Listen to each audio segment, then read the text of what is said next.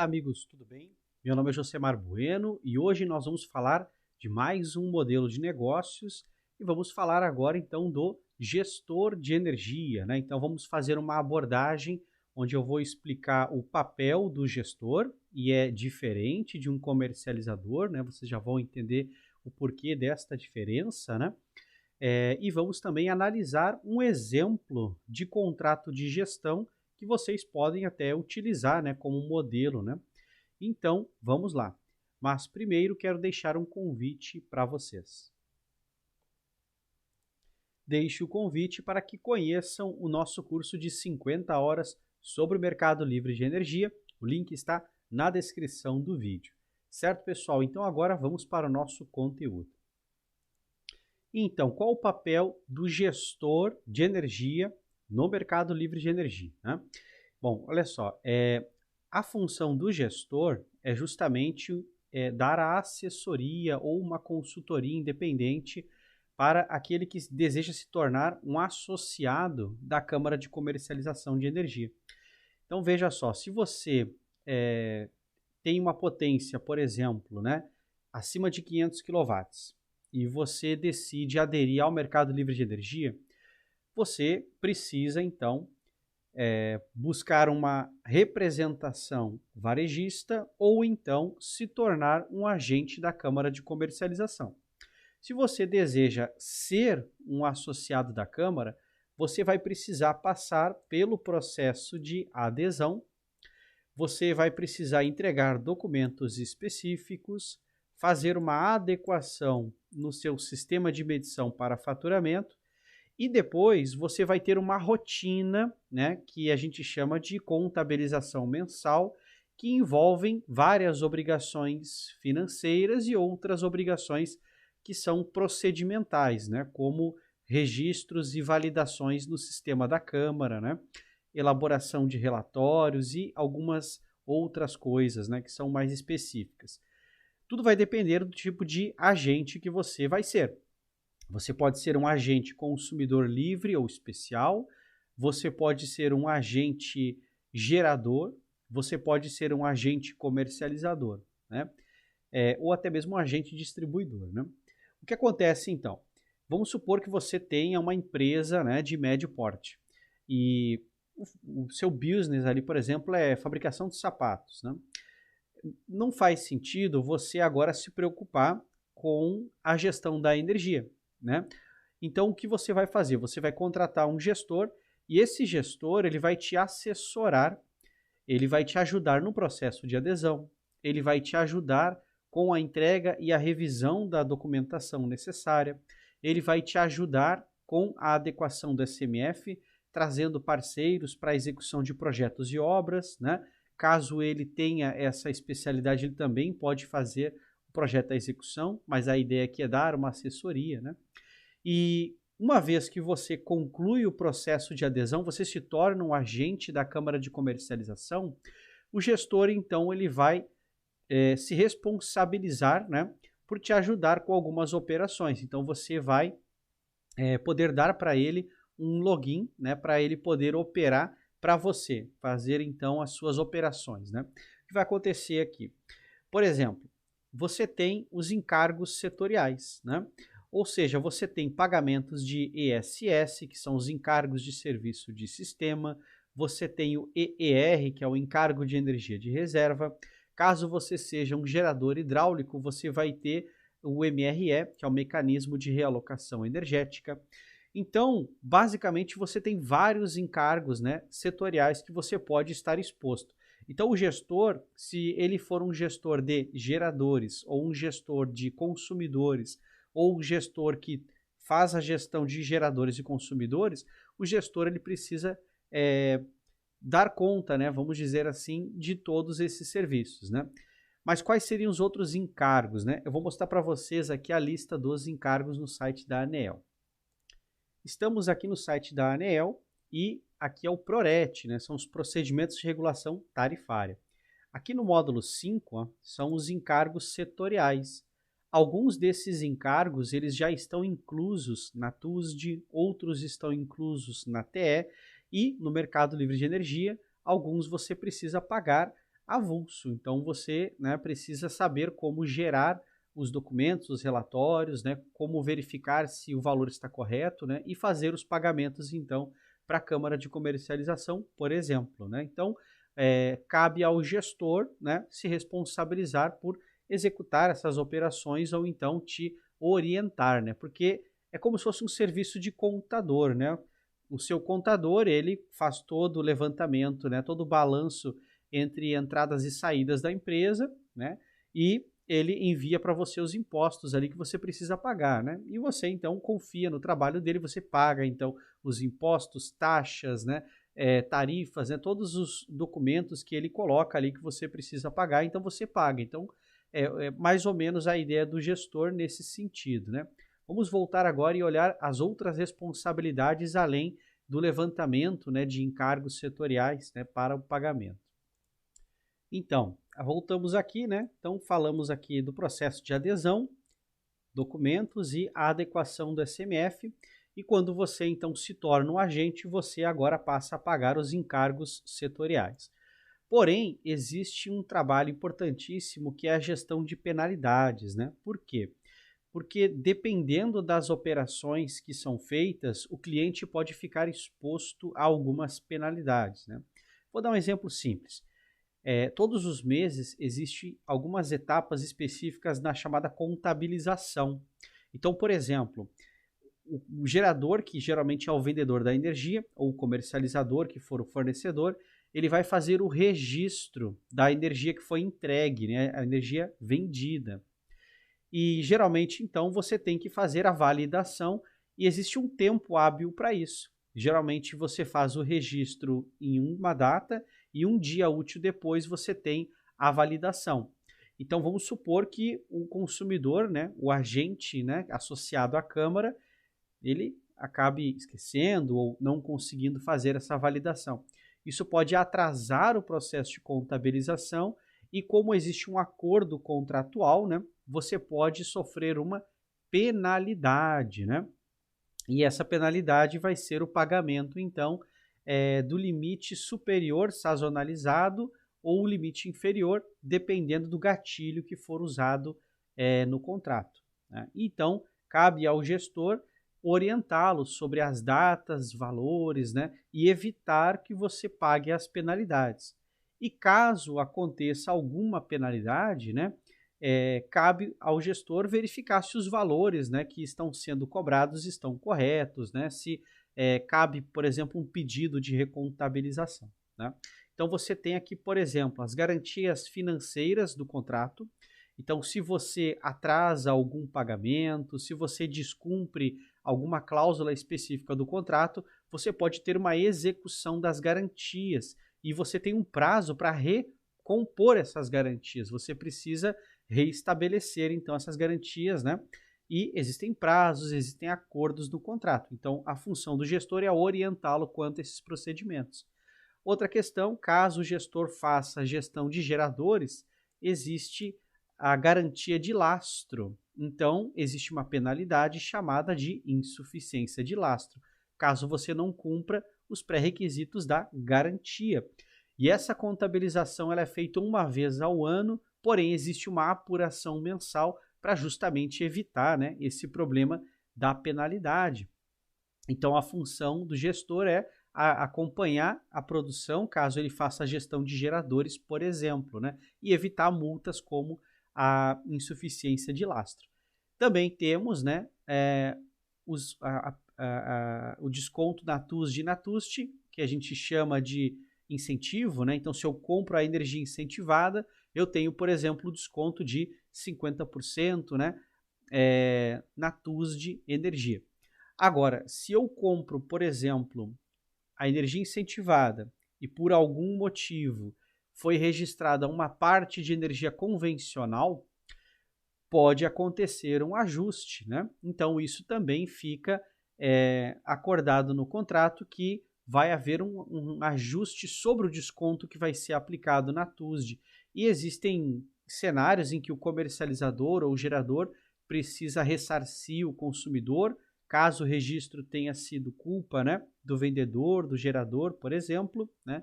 E existem outros cenários, então, que esse desconto ele vai ser feito um cálculo onde você vai ter um pouco menos de desconto e o consumidor, então, naquele momento ali acaba não tendo todos os 50% de desconto, por exemplo, né? Então, cabe ao gestor acompanhar essas atividades para ver se o desconto está sendo aplicado, né? Se de fato as coisas estão acontecendo. Bom, aí nós temos também a questão da energia, né? A energia, na realidade, eu tenho várias responsabilidades diferentes. Eu tenho o próprio contrato, né, bilateral livre, o CBL. Então, nesse contrato, eu tenho um acordo bilateral com responsabilidades, né? Então, eu tenho, por exemplo, a responsabilidade sobre o envio dos dados ou acesso ao SCDE, né, os dados de medição ou a liberação do acesso. A responsabilidade, por exemplo, sobre as garantias financeiras e como vai acontecer essa liquidação. Então, o contrato ele tem várias cláusulas, né? Por exemplo, cláusulas de cessão de montantes, cláusulas de substituição do comprador ou do vendedor, né? Cláusulas, por exemplo, para modificar a sazonalização, a modulação do contrato.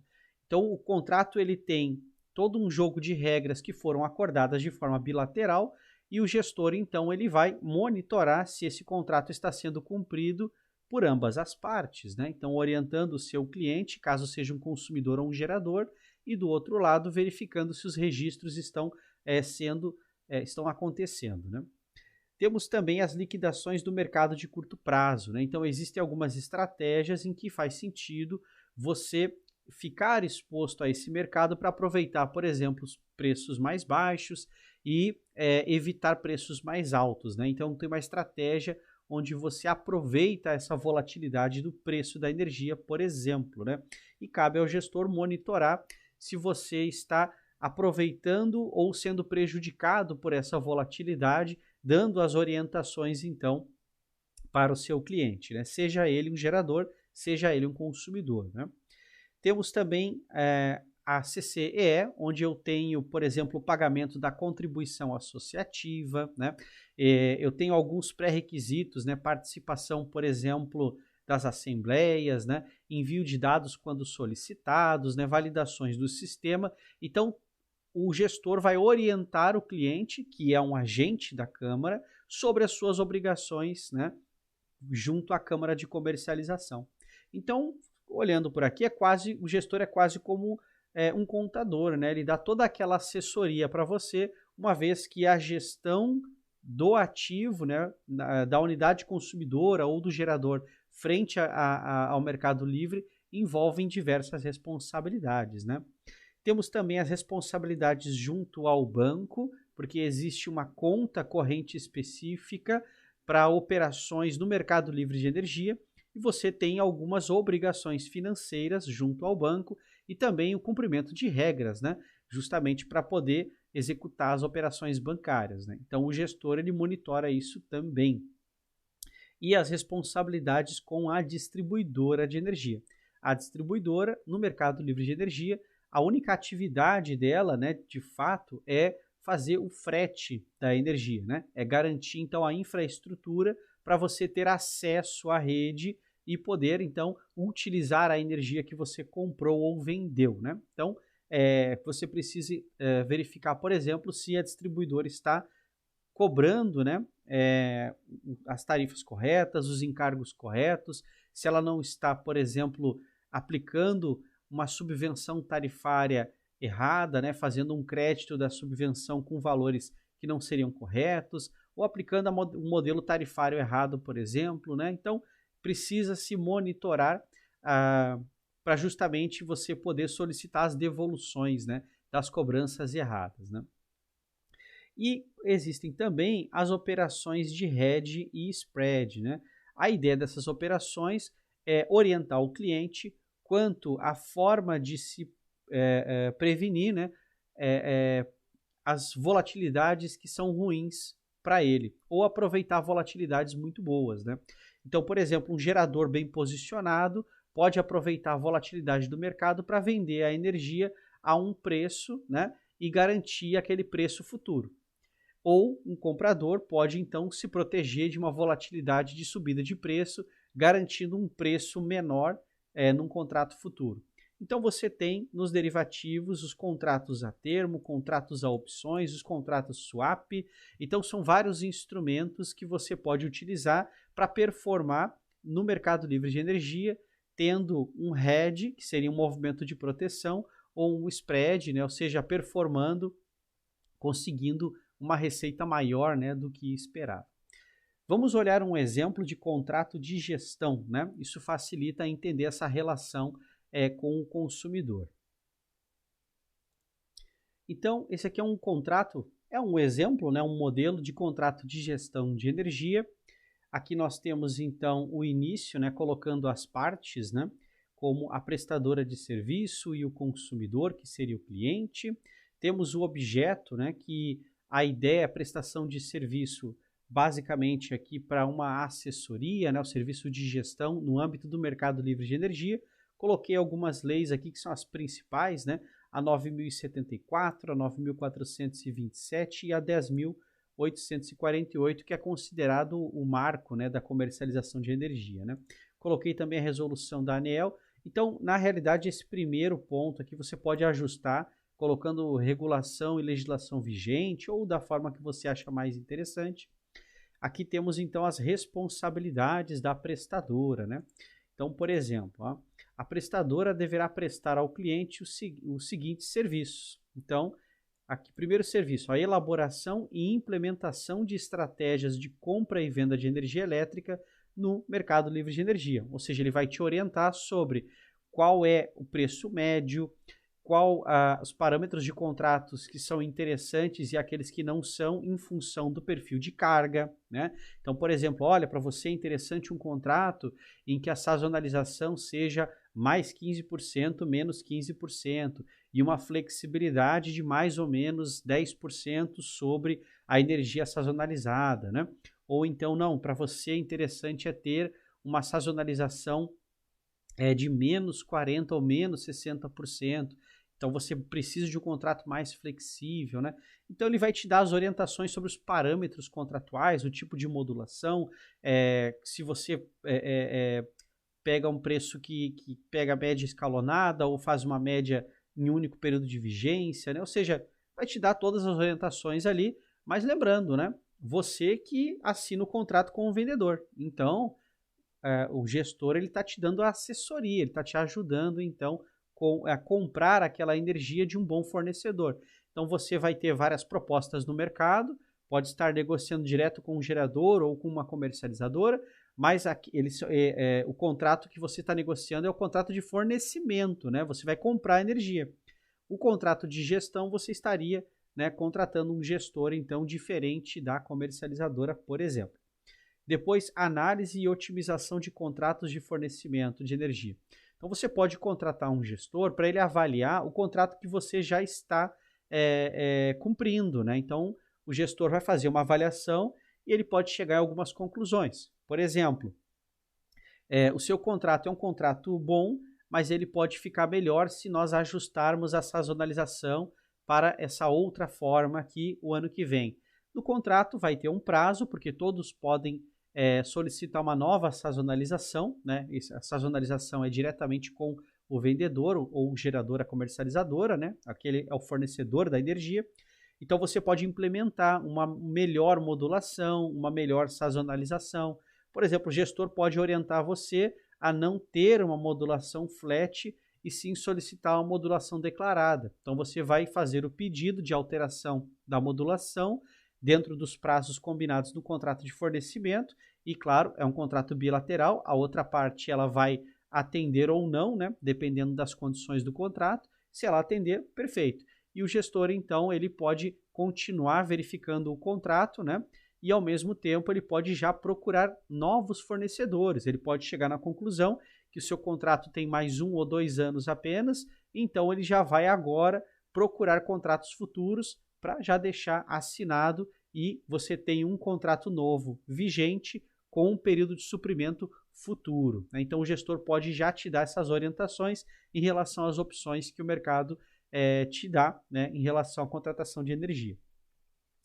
Depois, acompanhamento do mercado de energia elétrica e fornecimento de informações e recomendações ao cliente. Por exemplo, né, ele pode recomendar coisas simples como, olha, estamos entrando numa fase agora de risco hidrológico mais alto, então recomendo que você tenha mais um contrato de fornecimento para evitar a exposição ao mercado de curto prazo. Ou ele pode, então, fazer o contrário, né? Verificar, olha, vamos ter aí 1 ou 2 anos, né, de preços muito baixos no PLD, então é interessante nós aproveitarmos esse momento de preço baixo, então todo o valor consumido acima do contrato, né, todo o montante acima do contrato, vamos liquidar no mercado de curto prazo para aproveitar os preços mais baixos, por exemplo. Ou se você está justamente terminando um contrato agora, ele vai recomendar que você inicie o período de suprimento mais adiante no próximo contrato para poder aproveitar os preços baixos, médios, né, do PLD agora, por exemplo. Então, são coisas que podem acabar acontecendo, né? Depois, o monitoramento do consumo de energia elétrica do cliente e elaboração de relatórios de consumo e de desempenho energético. Então, isso aqui é bem simples, né? Você vai ter um monitoramento que pode ser via uma central de monitoramento, né? Coletando os dados do SCDE e fazendo os relatórios automatizados, né? Ou então um relatório simples, fazendo comparações, usando a própria fatura de energia para mostrar, por exemplo, se aquele consumo fosse registrado no mercado cativo versus o contrato atual versus um contrato futuro e fazer análises, comparações e estratégias junto ao cliente, né? Identificação de oportunidades de melhoria do desempenho energético do cliente e implementação das medidas para a redução de custos e aumento da eficiência energética, né? Então, por exemplo, ele pode verificar que hoje temos uma nova tecnologia no mercado, então essa tecnologia permite que ele se torne um autoprodutor e ele chega à conclusão que seria interessante ter 15 ou 20% da produção junto à carga, sem injeção na rede, o que vai reduzir 15 ou 20% da necessidade de volume de energia no contrato. E o próximo contrato, então, ele pode já fazer um ajuste específico, né, para autoprodutor. Então, você vai ter um contrato com uma flexibilidade, por exemplo, de menos 100 e mais 10%, e dentro de um montante ajustado para esse novo volume de energia agora que vai ser menor, né, graças à autoprodução. Então, são estratégias que ele pode recomendar, como, por exemplo, utilizar controladores de demanda para evitar ultrapassagens, ou dentro do seu processo, né? Por exemplo, você pode ter um processo fabril, né? Um processo industrial, em que você, mudando as etapas do processo, você consegue aproveitar momentos, né? Onde o seu gerador faz a produção simultânea com um maior momento de consumo. Então, são questões simples de eficiência energética, né, que o seu gestor pode passar para você. Então, um exemplo aqui, né? Depois temos gestão de contratos de compra e venda de energia. Então, basicamente, você tem um contrato que já está acontecendo e você tem contratos futuros que vão entrar em período de suprimento futuro. Então, ele pode cuidar dessa esteira de contratos, né? Então, você está cumprindo um contrato, mas já tem um próximo assinado e ele já está observando o mercado um pouco mais à frente, entrou no contrato novo, ele já está vislumbrando novos contratos para garantir a performance, né? Porque imagina, você fecha um contrato hoje muito bom, onde o preço é muito baixo. E aí você não pode contar com a sorte para chegar no final do contrato e encontrar um outro contrato com preço baixo também, né? Porque o preço da energia é qualquer um, o mercado livre qualquer um coloca qualquer preço. Agora, pela média de mercado, né, você acaba podendo pagar um pouco mais que a média ou um pouco menos que a média. Então, se você procura bem, negocia bastante, você tem acesso a preços melhores. Se você não procura bem e você aceita qualquer preço, a probabilidade é que você vai pagar o preço um pouco acima da média de mercado, né?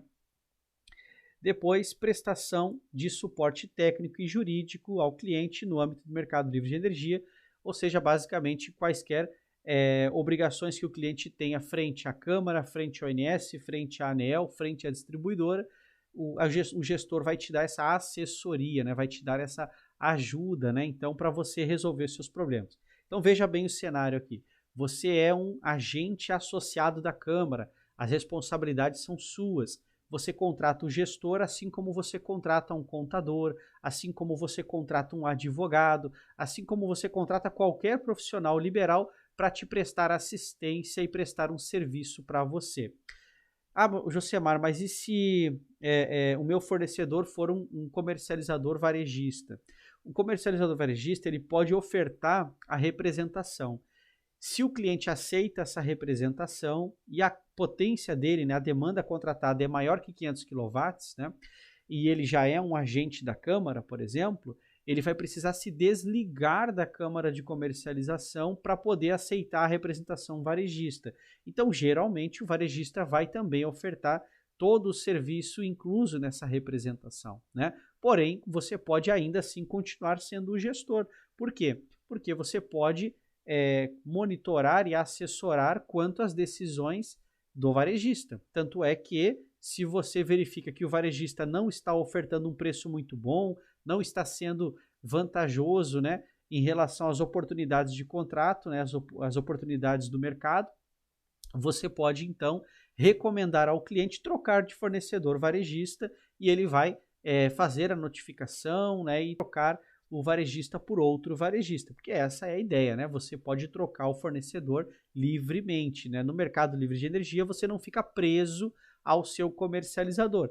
Ao contrário do mercado cativo, você fica preso à distribuidora, né? Você não pode trocar o seu fornecedor de energia no mercado cativo, mas no mercado livre, sim. Então, se você, como gestor, identifica que aquele varejista ele não está trazendo todas as oportunidades, né, trazendo as melhores condições para o seu cliente, você pode orientar ele para trocar o varejista. Então, representação não é gestão.